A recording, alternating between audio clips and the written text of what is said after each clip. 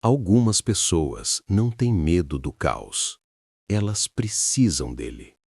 Enquanto muitos buscam paz, silêncio e estabilidade, existem homens que só se sentem vivos quando tudo está desorganizado. Relacionamentos turbulentos, noites intensas, decisões impulsivas, conflitos desnecessários.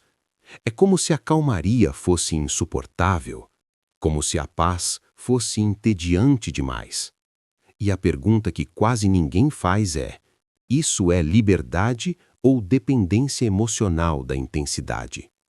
Porque talvez, e isso é desconfortável de admitir, alguns homens não buscam felicidade, buscam estímulo suficiente para não encarar o próprio vazio. O cérebro humano não foi feito para viver em festa constante, mas ele foi feito para se adaptar. E é aí que começa o problema. Quando um homem se expõe repetidamente a estímulos intensos, sexo casual, discussões, risco, álcool, validação social, adrenalina, o sistema nervoso começa a recalibrar o que considera normal. A dopamina, neurotransmissor ligado à motivação e recompensa, não responde mais a estímulos simples. Silêncio não satisfaz. Rotina não anima.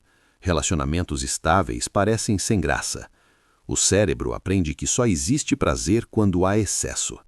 Isso cria o que a neurociência chama de dessensibilização dopaminérgica. Ou seja, para sentir o mesmo nível de excitação, é preciso cada vez mais intensidade. É o mesmo mecanismo de qualquer vício, só que aqui o vício não é em substâncias, é em caos emocional. Existe algo que poucos homens admitem. A paz pode ser desconfortável, não porque seja ruim, mas porque ela revela o que o barulho escondia. Quando não há festa, quando não há conflito, quando não há distração, sobra silêncio interno. E esse silêncio expõe perguntas que muitos evitam há anos. Quem eu sou sem estímulo? O que eu sinto quando não estou distraído? Minha vida tem sentido ou só movimento? Para quem passou anos vivendo em intensidade, a calmaria parece um vazio. Não porque a paz seja vazia, mas porque o indivíduo nunca aprendeu a habitá-la. A filosofia estoica já alertava. Quem não suporta a própria companhia, foge para o ruído. Muitos não buscam o caos porque gostam, buscam porque não suportam o que encontram na quietude. Existe um traço psicológico chamado busca por sensação, sensation seeking. Homens com alta pontuação nesse traço tendem a procurar risco, se entediar rápido, buscar novidade constante, precisar de estímulo emocional intenso. Isso não é defeito, é biologia mais personalidade. O problema surge quando essa necessidade vira identidade. Quando o homem começa a acreditar que, se não for intenso, não vale. Isso afeta tudo: relacionamentos, carreira, amizades, autoimagem. Parceiras estáveis parecem monótonas. Empregos seguros parecem prisão. Rotinas saudáveis parecem morte simbólica. Ele confunde estabilidade com mediocridade. Mas, na verdade, ele só perdeu a capacidade de sentir profundidade no simples. Aqui entramos numa camada mais profunda e mais sensível. Para muitos homens, o caos não é prazer, é anestesia. Estímulos caóticos liberam adrenalina, sexo casual libera dopamina, festas liberam serotonina temporária. Isso regula emoções que eles não sabem processar de forma madura. Tristeza vira excitação, solidão vira promiscuidade, ansiedade vira impulsividade.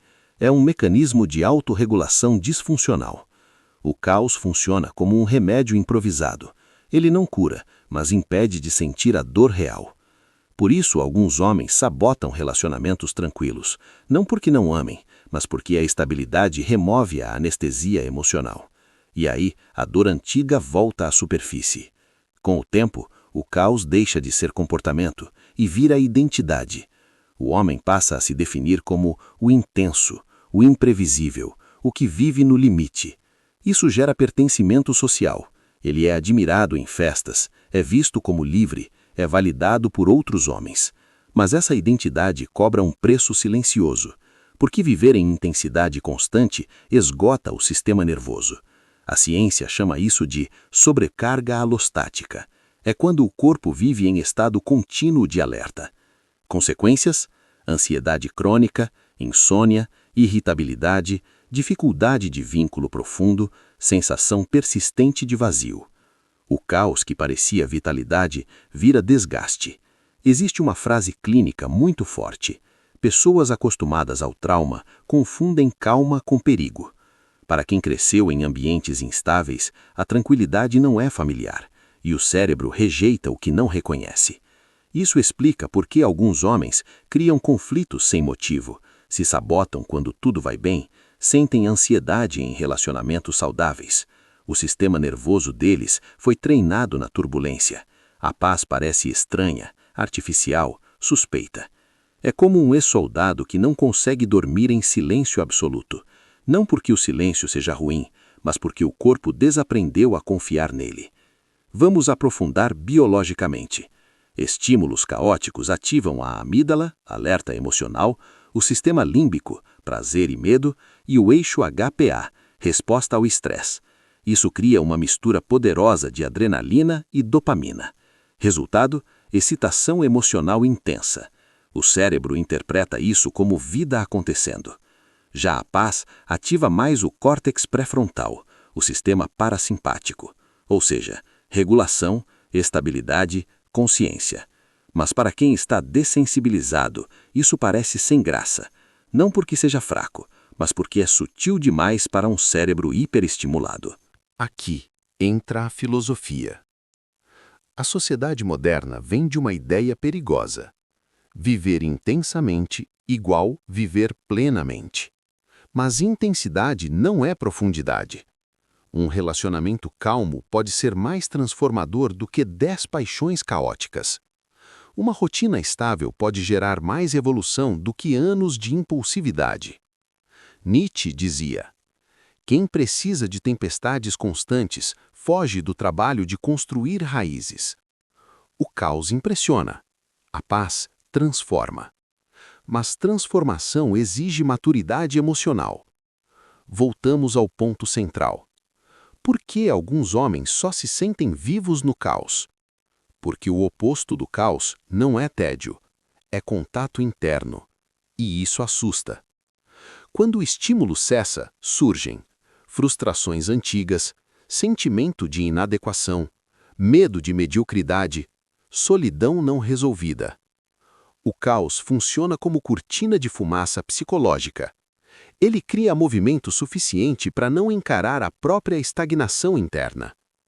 Por isso, muitos dizem amar a intensidade, mas, na verdade, temem o silêncio. A boa notícia é: o sistema nervoso pode ser reeducado, mas exige um processo. Reduzir estímulos extremos, aceitar períodos de calmaria, desenvolver prazer em rotina simples, construir vínculos sem drama. No início parece entediante, depois vira estabilidade. E então algo surpreendente acontece. A paz deixa de ser vazia e começa a aparecer liberdade. Porque liberdade real não é fazer tudo, é não precisar do excesso para se sentir vivo. Talvez você conheça alguém assim, ou talvez tenha se reconhecido em partes desse vídeo. Pessoas que só se sentem vivas no caos não são fracas, são condicionadas. Condicionadas a confundir estímulo com sentido. Mas chega um momento em que o corpo cobra a conta, e o que antes parecia intensidade começa a parecer cansaço. Se esse vídeo trouxe alguma clareza ou te fez enxergar padrões que antes passavam despercebidos, continua explorando os próximos conteúdos do canal, porque entender a mente é o primeiro passo para deixar de ser refém dela.